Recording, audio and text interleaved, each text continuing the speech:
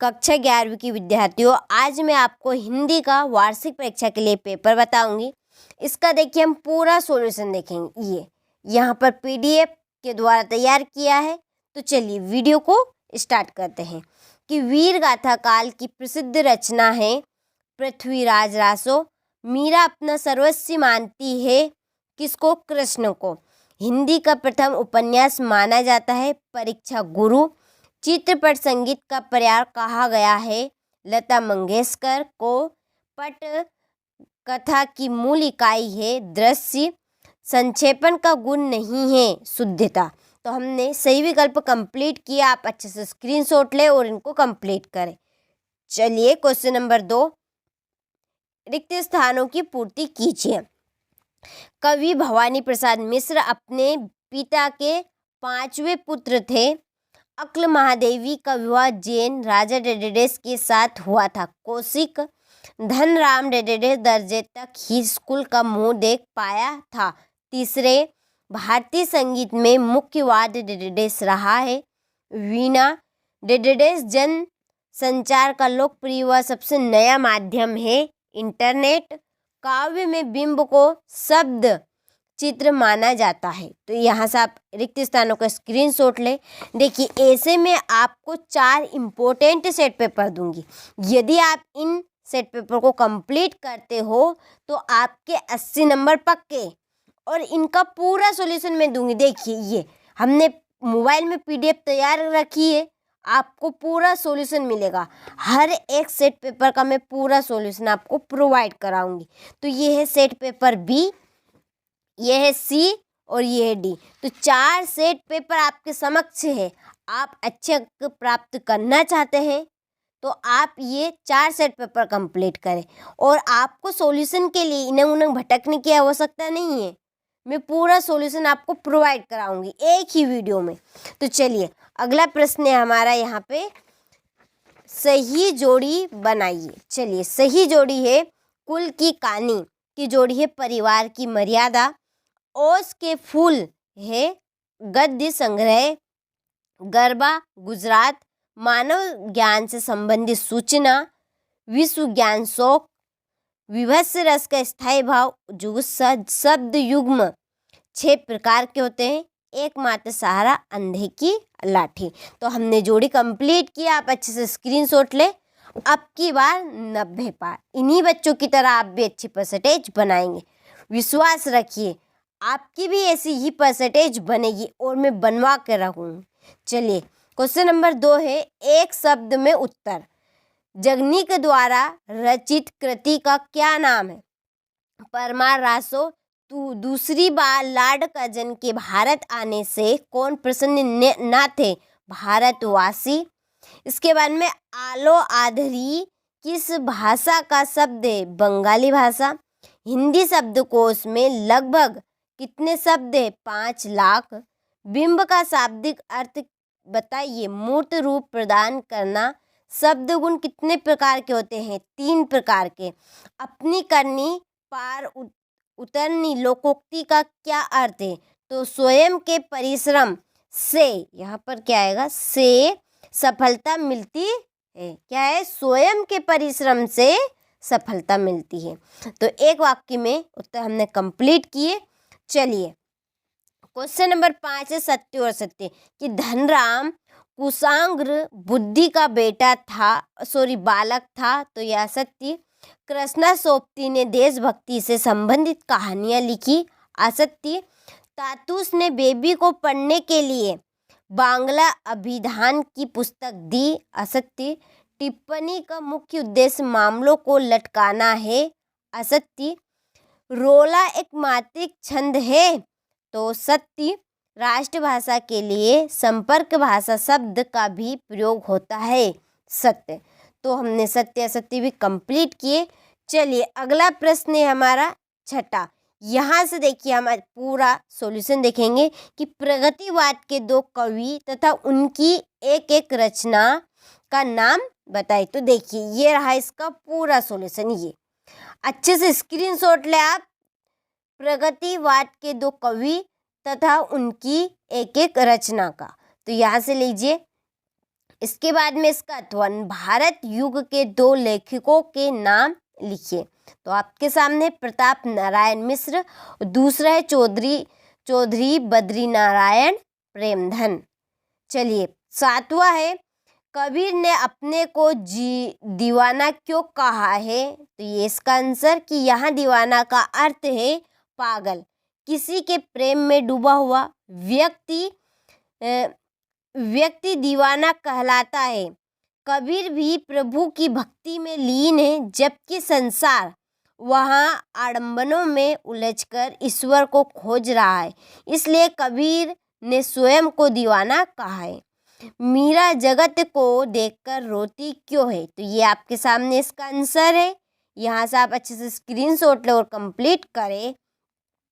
Question number 8 है, द्विवेदी युग की गद्य की कुछ विशेषताएं लिखिए। तो आपके सामने है पहली विशेषता देशभक्ति, दूसरी है मानव प्रेम, तीसरी है अंधविश्वासों तथा रूढ़ियों का विरोध, चौथी है प्रकृति चित्रण। 2 नंबर में पूछा जाता है। हालांकि आपके सामने 5 विशेषताएं वर्णन प्रधान कविता है।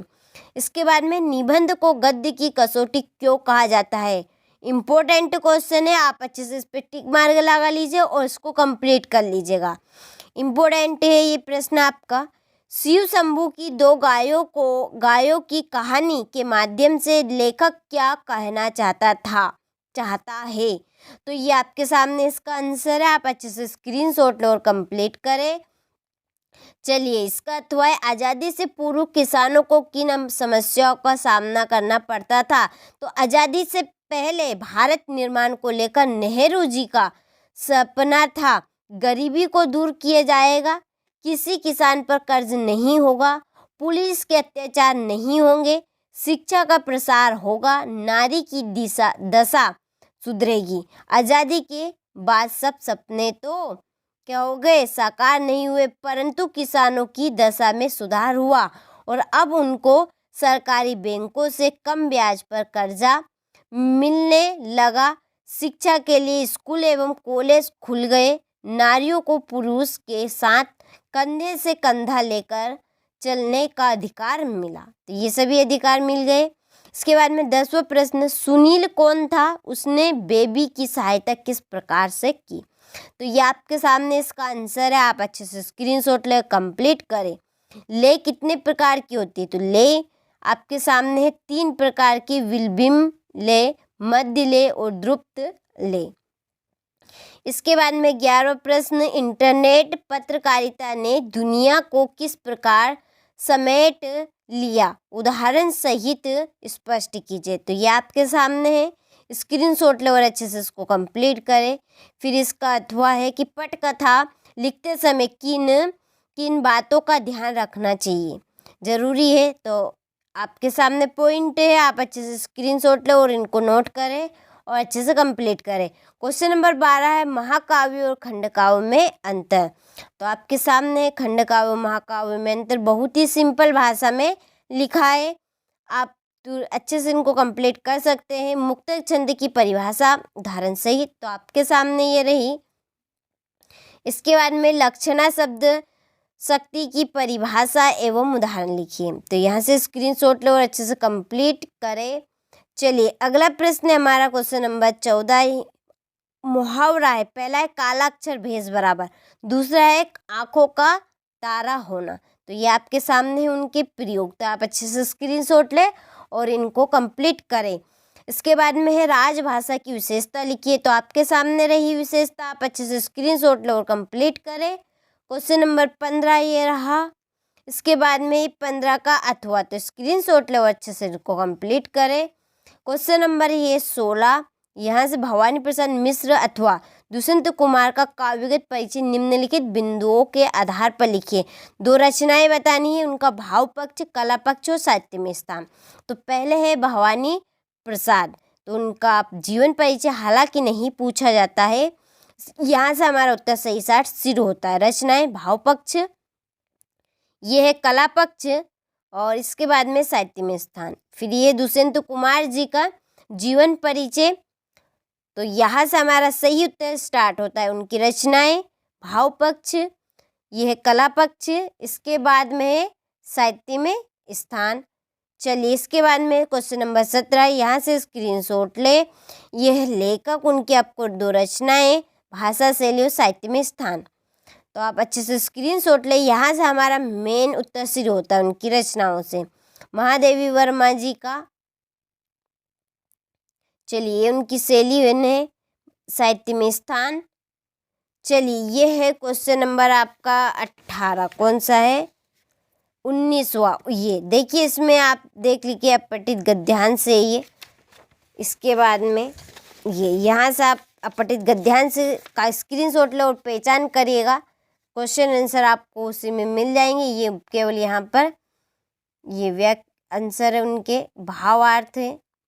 इसके बाद में क्वेश्चन नंबर 20, देखिए ये है क्वेश्चन नंबर 20। ये यहाँ पर स्क्रीनशॉट ले। व्याख्या कौन सी है, आप पहचान सकते हैं कौन सी पर, क्योंकि आपकी बुक में है ये, और ये अथवा वाली है। देखिए यहाँ पे ये अधूरी दर, तो ये है उसका पहले का आंसर। तो स्क्रीनशॉट ला आप यहाँ से। चलिए इसके बाद में क्वेश्चन नंबर 19 वाली है, इसलिए पहला हो गया, पहला 19 20 वाली बता दी। पीडीएफ में इधर उधर हो गई थोड़ा सा पेज हमारा। क्वेश्चन नंबर है 21, यहाँ से स्क्रीनशॉट ले। चलिए क्वेश्चन नंबर ये है 22, स्थानांतरण प्रमाण पत्र प्रदान करने हेतु प्रार्थना आचार्य को आवेदन पत्र लिखिए। तो ये है आवेदन पत्र। इसके बाद में इसका अथवा इसमें पिताजी को पत्र लिखते समय लिखिए जिसमें परीक्षा की तैयारी के विषय में जानकारी दी गई हो। तो ये आपके सामने। चलिए ये क्वेश्चन नंबर 17 जो कि आपका अधूरा रह गया था, प्रेमचंद जी का। तो यहाँ से स्क्रीनशॉट लो और अच्छे से कंप्लीट करें। तो मैंने आपको इस सेट पेपर ए का पूरा सॉल्यूशन बता दिया है। चाहते हैं आप सेट पेपर बी भी पूरा सॉल्यूशन आपको मिलेगा, तो आप चैनल पर नए हो, चैनल को सब्सक्राइब कीजिएगा, नोटिफिकेशन ऑन करके रखिएगा ताकि हर एक वीडियो की नोटिफिकेशन सबसे पहले आप तक पहुँचे। चलिए तो आपसे मिलते हैं हम अगले वीडियो में।